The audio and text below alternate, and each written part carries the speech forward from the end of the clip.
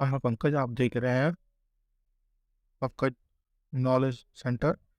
आज हम सीखेंगे कि प्रॉपर्टी अगर हमने परचेज करी है तो उस पे ऊपर टीडीएस कितना काटना है और कितना अमाउंट के ऊपर टीडीएस काटते हैं। सबसे पहले टीडीएस जो कटता है वो कम से कम जो प्रॉपर्टी की वैल्यू होनी चाहिए वो 50 लाख होनी चाहिए जनरली। उसके ऊपर जो भी होता है उसके ऊपर टीडीएस कटता है। टीडीएस 1% कटता है, ठीक है। सपोज कीजिए एक यहाँ पे एक्सरसाइज ले लेते हैं हम, तो इससे समझते हैं कि कैसे टीडीएस डिपॉजिट करेंगे और कैसे कैसे कटेगा, ठीक है।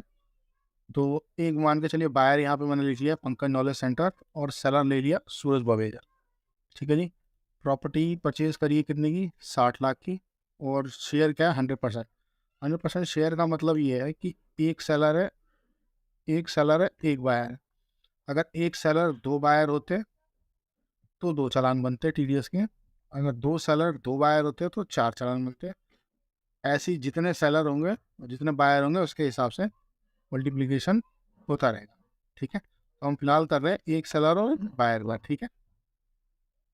पहली पेमेंट हमने यहाँ पे 10 लाख की करी, ठीक है। यहाँ पे हमने फिर 15 लाख किए, यहाँ पे हमने 17,500 किए, 17,50,000 किया, 17,50,000 यहाँ भी किए।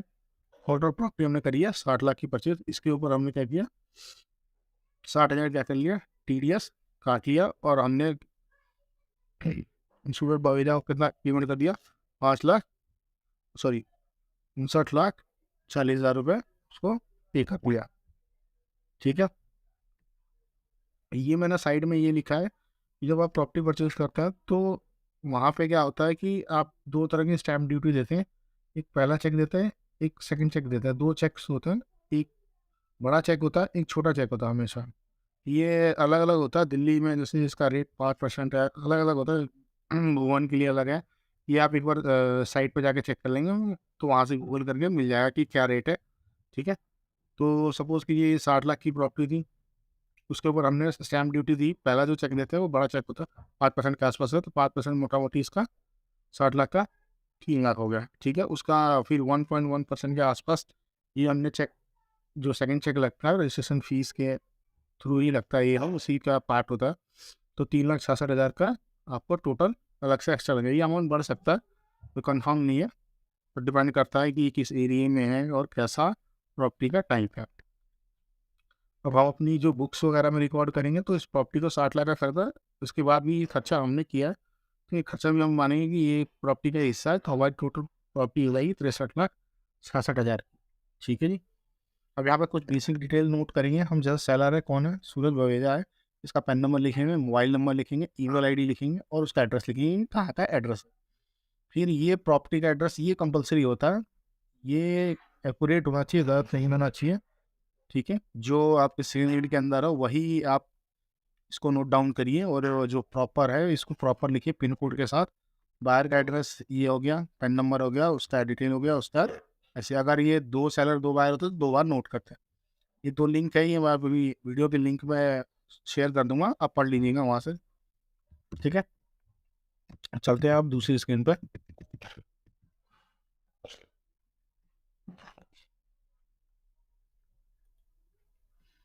सबसे पहले यहाँ पे गूगल पे करेंगे, ITR सर्च करेंगे। ये हम जो टीडीएस पे कर रहे हैं ये इनकम टैक्स के पोर्टल से कर रहे हैं, ठीक है।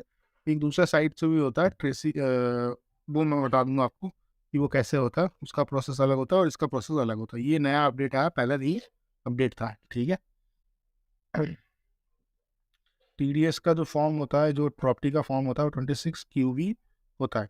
यहाँ पे ITR सर्च किया, फिर इनकम टैक्स पोर्टल आ जाएगा। उसमें क्या करेंगे, यहाँ पे लॉगिन पे क्लिक करेंगे। अगर आपकी ID रजिस्टर नहीं है तो रजिस्टर करेंगे, नहीं तो लॉगिन पे क्लिक करके अपना पैन नंबर डालेंगे यहाँ पे और यहाँ पे कंटिन्यू करेंगे और पासवर्ड डाल के कंटिन्यू कर देंगे। जैसे ही कंटिन्यू करेंगे यहाँ पे सबसे पहले आपका क्या करता है, नाम शो होता है, जो डैशबोर्ड जिसका आपने पैन लॉगिन किया होगा। 10 लॉगिन किया तो 10 में जिसका रजिस्टर होगा जिसके नाम से वो 10 शो करेगा। यहाँ पे उसका फिर पैन नंबर आ जाता है, यहाँ पे उसका मोबाइल नंबर आ जाता है, ठीक है। यहाँ पे उसका account detail, sorry mail ID आ जाता है, मोबाइल नंबर आ जाता है, ठीक है ना, ये सारी चीज़ें इसकी शो है। यहाँ पे वेलकम बैक जो आपका नाम होगा वो यहाँ शो करेगा, ठीक है। ये अगर कोई रिटर्न वगैरह फाइल कर रही है तो ये डैशबोर्ड पे ऐसे शो करेगा। अब सबसे पहले क्लिक करेंगे ई फाइल के अंदर, वहाँ पे जाएंगे ई पे टैक्स पे क्लिक करेंगे। अब यहाँ पे आएंगे तो सेव ड्राफ्ट आ रहा है, जनरेट चलान आ रहा है, पेमेंट हिस्ट्री। जैसे आपने 2 पेमेंटें कर रखी है TDS की, जो प्रॉपर्टी परचेज किया हुआ है, तो यहाँ पे ये शो हो रहा है और यहाँ पे ये 3 डॉट आ रहा है, इस पर अगर क्लिक करके या तो चलान डाउनलोड कर सकते हैं। अगर बाई मिस्टेक हमने चलान डाउनलोड किया या भूल गए किसी तरह है, अब हमें नया करना है तो यहाँ पे न्यू पेमेंट पे क्लिक करेंगे। चालान अगर आप जैसे चालान यहाँ पे डाउनलोड करोगे तो ये चालान ऐसा कुछ शो करेगा। सबसे पहले यहाँ पैन नंबर शो करेगा, नेम शो करेगा, फिर आपका नेम जिस नेम से होगा, assessment year, financial year, income tax 0021, TDS on sale of property, amount हो गया, फिर जितने आपने डिपॉजिट किया, अभी जो भी अकाउंट से डेबिट होगा। इसके बाद ये BSR कोड आ जाएगा, ये चालान नंबर आ जाएगा, और ये आ जाएगा, और ये बैंक रेफरेंस नंबर आ जाएगा। ये एक्नॉलेजमेंट नंबर हमें चाहिए होगा जब हमें इसका TDS का सर्टिफिकेट हम जब डाउनलोड करेंगे, ट्रेसिस की साइट से होता है, तो मैं आपको बता दूंगा कि ये कैसे डाउनलोड होता है और किस तरह से डाउनलोड होता है। फिलहाल इसको हमने 3 डॉट पर क्लिक करके क्लिक किया। ये ऐसा अगर व्यू करेंगे पूरा डिटेल तो ये डिटेल शो हो जाए, जैसे मैं दिखा देता हूँ आपको। यहाँ से यहाँ पे इस क्लिक करेंगे तो व्यू नंबर शो करेगा, उसके बाद आपका यहाँ पे नाम शो करेगा, असेसमेंट ईयर है, फाइनेंशियल ईयर है, आपने TDS करा जितना, मैंने 82,500 जमा कराएगा तो 82,500 शो कर रहा है, अमाउंट वर्ड्स पे, ये सीन नंबर होगा, ऑल्टरनेट नंबर होगा, ये सारी डिटेल्स आपको शो करेगी। अब ये बात करते हैं अब जमा कैसे करेंगे। ई फाइल पे क्लिक करेंगे और ई पे टैक्स पे क्लिक करके यहाँ पे न्यू पेमेंट पे क्लिक करेंगे।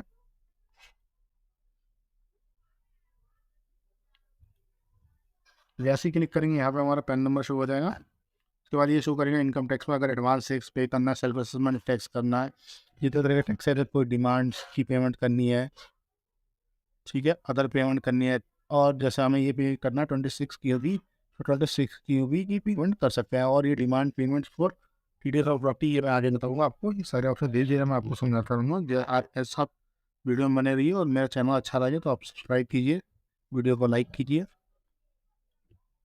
ये पूरा ऑप्शन शो हो जाएगा, ठीक है।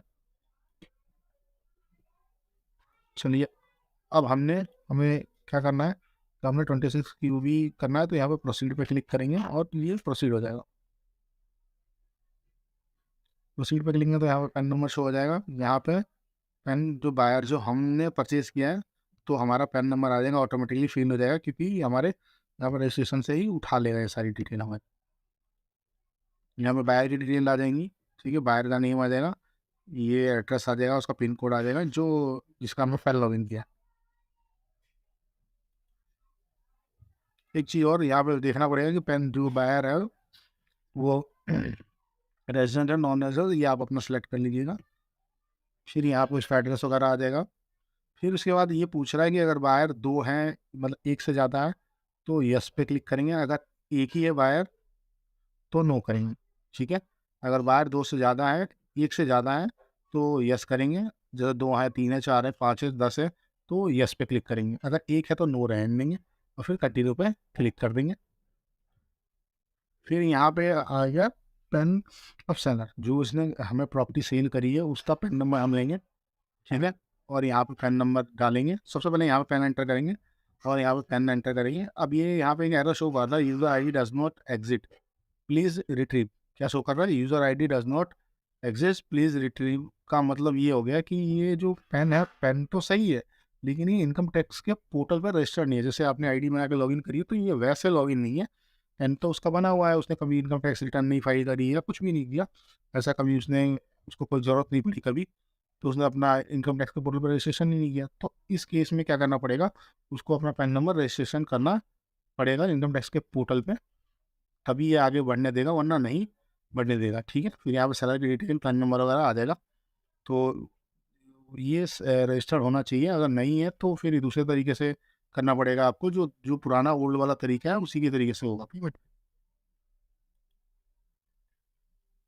उस पर भी मैं एक वीडियो लेके आऊँगा, जिससे आप कर सकते हैं। ठीक है, ये ऐसा पिन नंबर, पोस्टल एरिया वगैरह। अब यहाँ पूछ रहा है whether more than one seller, अगर सेलर भी अगर एक से ज़्यादा, एक सेलर है तो नो ही पे रहने देंगे। अगर बायर एरिया और 5 सेलर है तो 5 ही, ये 5 होंगे तो इसको यस वाले ऑप्शन को टिक कर देंगे और फिर कंटिन्यू करेंगे। चलिए, यहाँ पे मैंने पेन नंबर ले लिया कि जिसका मैं टीडीएस जमा करा रहा हूँ, जिसका मैंने काटा, जिसने मेरे को प्रॉपर्टी बेची है, उसका मैंने पेन नंबर लिखा, उसका रजिस्ट्रेशन था ऑलरेडी, तो यहाँ पे शो कर गया, यहाँ पे शो करे।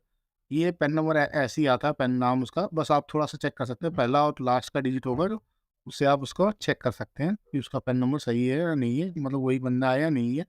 ठीक है, उसका नाम आप चेक कर सकते हैं कि यही है या नहीं है। ठीक है, ऑटोमेटिकली फिल हो जाएगा। फिर एड्रेस वगैरह डालेंगे उसका, एड्रेस वगैरह डालने के बाद आप मोबाइल नंबर डाल देंगे, मोबाइल नंबर डालेंगे, ईमेल आईडी डालेंगे। ठीक है, और यहाँ पे अगर मैंने फिर बताया था आपको कि अगर सेलर एक से ज़्यादा है तो यस पे क्लिक करेंगे, अगर एक ही सेलर है तो नो पे क्लिक करके आगे बढ़ जाएंगे।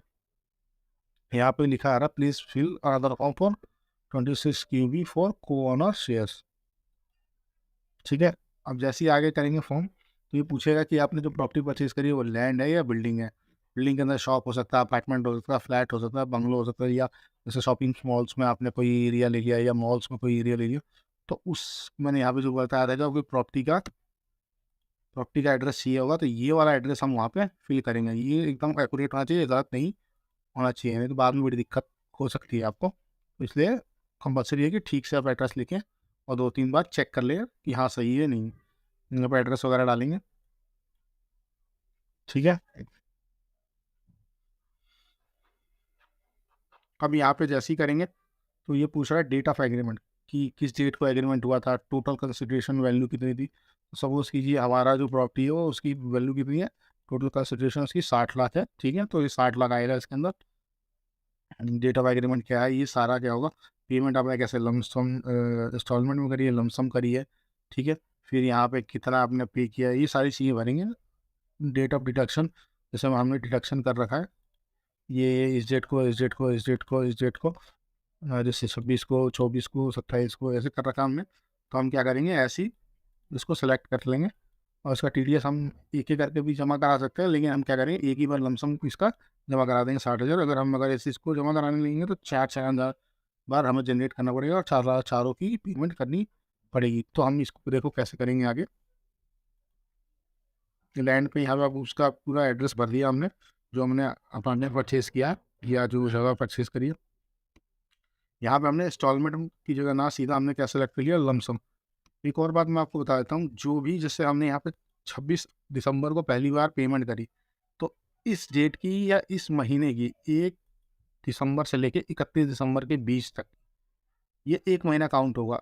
अब जब भी इसके बीच में, मतलब मान के चलिए आपने प्रॉपर्टी परचेज़ करी हमने 26 तारीख को, तो हमें जो टीडीएस जमा कराना होगा वो 30 जनवरी 2023 से पहले जमा कराना पड़ेगा। ये 30 जनवरी 2023 तक ही जमा कराना पड़ेगा। 31 जनवरी को अगर जमा कराएँगे तो फिर उस पे लेट फ़ीस लगेगी और वो पेनल्टी लगेगा, उसके ऊपर इंटरेस्ट आपको देना पड़ेगा। तो ये ध्यान रखिए, अगर आपने 1 से लेके 31 दिसंबर तक आपने अगर प्रॉपर्टी परचेज़ करी है, तो आपको टीडीएस जमा करना होगा 30 जनवरी तक। आपको टीडीएस 30 जनवरी तक आपको जमा करना होगा 2023 तक।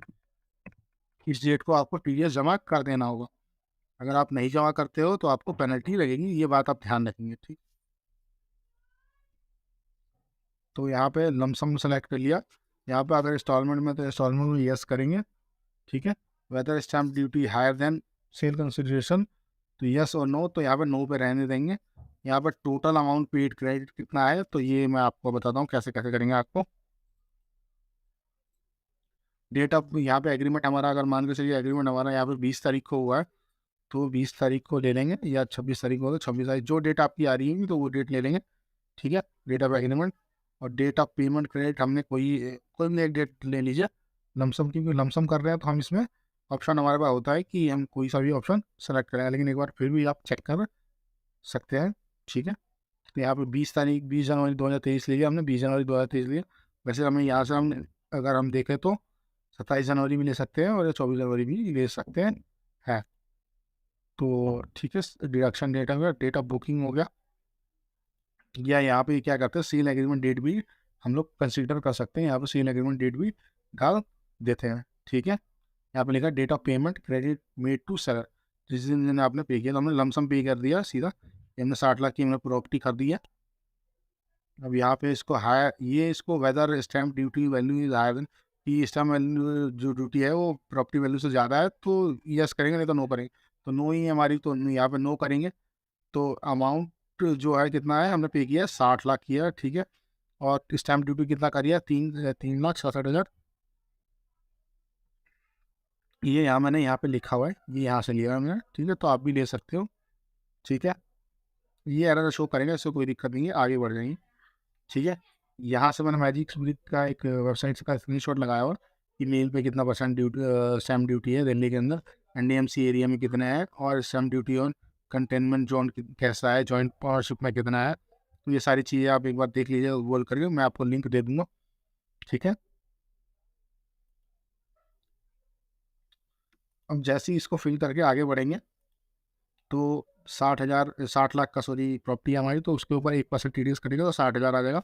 बेसिक टैक्स आ रहा है तो 60,000 ही आएगा। अगर कोई इंटरेस्ट लग गया, अगर लेट जमा कर रहे हैं तो वहाँ पे इंटरेस्ट आपको यहाँ देना पड़ेगा, ठीक है।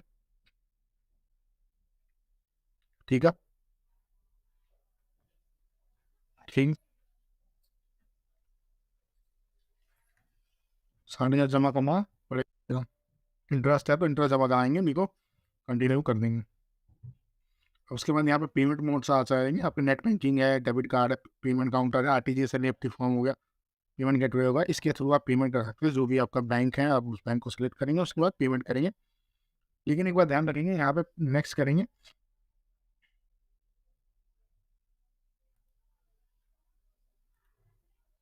नेक्स्ट नेक्स्ट करेंगे तो इसमें क्या होगा, उसके बाद ये प्रीव्यू ऑप्शन होगा, शो होगा, जो आपने फॉर्म फिलअप करा होगा वो प्रीव्यू आएगा। तो उस प्रीव्यू को आप पीडीएफ में सेव कर लीजिएगा सिस्टम पे, क्योंकि ये बाद में आपको सेव करने नहीं देगा, बाद में फिर आप वो फॉर्म को प्रिंट नहीं कर पाओगे, ठीक है। ठीक है, तो इसलिए पहले ही आप वहाँ पे सेव कर, प्रिंट का ऑप्शन दबा के इसको सेव कर लीजिएगा, यहाँ पे आपका पैन नंबर आ जाएगा। फिर हमने जो जो डिटेल भर रखा है, यहाँ पे असेसमेंट ईयर आ गया, इनकम टैक्स आ गया, sale on TDS on sale property आ गया। अगर जैसे आरटीजीएस एनईएफटी सेलेक्ट किया तो आरटीजीएस डेट ऑफ पेमेंट जो भी सिलेक्ट किया, डेट ऑफ डिडक्शन भी सिलेक्ट कर लिया। अब यहाँ बायर की डिटेल आ गई, तो बायर की डिटेल भी आप जो हमने परचेज किया है तो हमारा डिटेल यहाँ शो करेगा, पैन नंबर वगैरह शो करेगा, हमारा एड्रेस शो करेगा, मोबाइल ईमेल वगैरह शो करेगा। सेलर का इसी तरह, सेलर का नाम ऐसे शो करेगा, उसका पैन नंबर उसका शो करेगा, उसका एड्रेस शो करेगा। फिर ये करने के बाद आपका मोबाइल नंबर वगैरह आ जाएगा। फिर ये प्रॉपर्टी ट्रांसफ़र, जो जिस प्रॉपर्टी को परचेज़ कर रहे हैं उसका डिटेल्स आ जाएगा, उसका क्या आ जाएगा, एड्रेस भी आ जाएगा। तो यहाँ पे डेट ऑफ एग्रीमेंट जो भी हमने डाला है, फिर इसके बाद टोटल वैल्यू क्या है उसकी, टोटल कंसिडरेशन 60 लाख की थी, उसके ऊपर हमें स्टैम्प ड्यूटी कितनी की रही है, पेमेंट टाइप हमने लमसम किया है, इंस्टॉलमेंट किया तो हमने लमसम सेलेक्ट किया। इससे कोई खास दिक्कत होती नहीं है जनरली।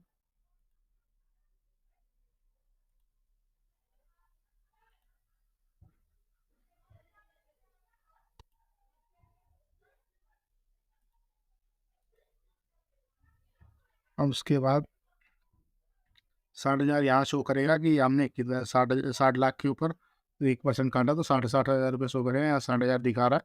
अब इसको पे करना है हमने। तो अगर हम जैसे आरटीजीएस एनईएफटी करेंगे तो ये आरटीजीएस एनईएफटी का फॉर्म ऐसे चालान डाउनलोड होगा, चालान डाउनलोड होने के बाद ये इसको जैसे जीएसटी का हम जमा करते हैं ना ऑफलाइन, तो वैसे ही जमा होगा ये भी। फिर हम अपने name of name of remittance के अंदर, नेम ऑफ रिमिटेंस का मतलब हमारा क्या होगा, जो हमारा नाम होगा वो लिखेंगे, अकाउंट नंबर लिखेंगे, ठीक है, चेक नंबर लिखेंगे, चेक डेट लिखेंगे, कॉन्टैक्ट नंबर लिखेंगे। और ये एक आरटीजीएस का फॉर्म आता है, एनईएफटी का फॉर्म आता है, जो भी जैसे 60,000 का तो एनईएफटी का फॉर्म, एक एनईएफटी भरेंगे, उसके अंदर ये बेनिफिशियरी अकाउंट नंबर जो आया होगा ये डालेंगे, जैसे जीएसटी का जमा कराते हैं, ये बैंक बेनिफिशियरी वगैरह करेंगे और चालान की पेमेंट कर देंगे। उसका सेव करके भी रख लेंगे, जिस बैंक से कराना होगा हम उस बैंक को ऑप्शन सेलेक्ट कर लेंगे, ठीक है। ये ऑफलाइन हो गया। पहले क्या होता था कि आपको मेजर बैंक ही कर पाते थे, तो आप क्या करेंगे, जिस भी बैंक का आपका होगा उस बैंक में आप सेलेक्ट करेंगे या उस बैंक में लेके जाएंगे, वहाँ से बोलेंगे कि एनईएफटी फॉर्म, जैसे नॉर्मल आप एक अकाउंट से दूसरे अकाउंट में ट्रांसफ़र कराते हैं, जैसे आपका किसी में अकाउंट है एचडीएफसी से आपने किसी और में कराना है या किसी ऐसे आरबीएल से किसी और में कराना है, किसी भी XYZ अकाउंट में कराना है, तो वैसे ये पेमेंट आप ट्रांसफ़र कर पाओगे। तो जब ट्रांसफ़र कर दोगे तो वहाँ पे जो पेमेंट जो चालान ऑप्शन होगा वहाँ पे पेड आ जाएगा, तो वहाँ से आपको पता चल जाएगा, ठीक है। 1 से 2 दिन लगेंगे वहाँ पे, फिर उसके बाद आपका चालान वहाँ पे अपडेट हो जाएगा। जैसे ही आप चालान रिसिप्ट डाउनलोड करेंगे पेमेंट करने के बाद, तो ये चालान रिसिप्ट कुछ ऐसे आपको डाउनलोड होगा, ठीक है। यहाँ पे ये एक्नॉलेजमेंट नंबर आपको ध्यान रखना होगा, ये आपको वहाँ चाहिए होगा, और जो TDS अमाउंट होगा वो भी आपको वहाँ पे चाहिए होगा, तब जाके वो चालान डाउनलोड होता है, और चालान नंबर वगैरह भी चाहिए होता है। तो ये सारी चीज़ें मैं बताऊँगा कि आपको कैसे करना है इसका सर्टिफिकेट निकालने के लिए, ठीक है। ये आपने जो TDS पे करा होगा तो यहाँ पे पेमेंट हिस्ट्री के अंदर आ जाएगा, और यहाँ से 3 डॉट पर क्लिक करके डाउनलोड कर सकते हो आप यहाँ का चालान, ठीक है। फिर आगे नहीं दे सकते हो, लेकिन बाद में आपको सर्टिफिकेट देना पड़ेगा सेलर को कि ये आपने TDS इसके अगेंस्ट में डिपॉजिट कर दिया है, वो आप इनकम टैक्स में अपना जो भी करना है ये कर सकते। अगर आपने चालान जनरेट कर दिया और उसकी पेमेंट नहीं करी तो वो एक्सपायर हो जाता है, ठीक है। इसकी शायद अभी 15 दिन की डेट होती है, शायद 15 दिन लगती है, या एक मिनट मैं आपको चेक करके बता की आसपास की डेट होती है। तो 15 दिन में ये क्या हो जाता है, एक्सपायर हो जाता है जनरली, 15 दिन के अंदर एक्सपायर हो जाता है, ठीक है। जैसे ये एक्सपायर हो गया तो एक्सपायर हो जाएगा, ठीक है। ठीक है, वीडियो अच्छा लगा तो सब्सक्राइब कीजिए, चैनल पर लाइक कीजिए, और दूसरों को भी शेयर कीजिए। Thank you so much for video देखने के लिए।